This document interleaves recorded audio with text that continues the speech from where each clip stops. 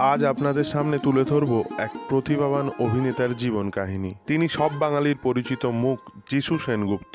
1977 সালের 15ই মার্চ কলকাতায় জন্মগ্রহণ করেন যিশু সেনগুপ্ত। পূর্বে তার নাম ছিল বিশ্বরূপ সেনগুপ্ত।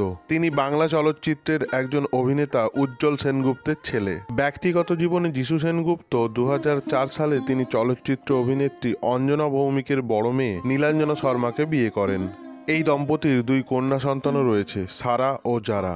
যিশু সেনগুপ্ত অভিনীত চলচ্চিত্রগুলি হল ব্যোমকেশ ও চিড়িয়াখানা, পোস্ত, নৌকাডুবি, এক যে ছিল রাজা প্রভৃতি উল্লেখযোগ্য।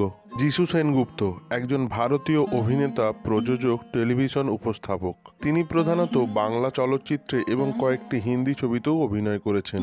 1996 সালে তিনি একটি বাংলা টিভি সিরিজ মহাপ্রভুর মাধ্যমে আত্মপ্রকাশ করেছিলেন, যেখানে তিনি চৈতন্য মহাপ্রভুর ভূমিকায় অভিনয় করেছিলেন। পরবর্তীকালে 1999 সালে প্রিয়জন চলচ্চিত্রের মাধ্যমে বাংলা সিনেমা জগতে আত্মপ্রকাশ করেন।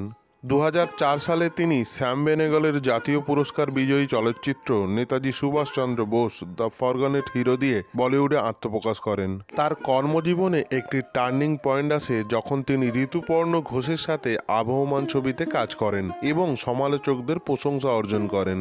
পরবর্তী সময়ে আবারও ঋতুপর্ণ ঘোষের সাথে সব চরিত্র কাল্পনিক এবং নৌকাডুবির মতো চলচ্চিত্রে অভিনয় করেছেন। ভিডিওটি ভালো লেগে থাকলে চ্যানেলটি সাবস্ক্রাইব করে পাশে থাকুন। ধন্যবাদ।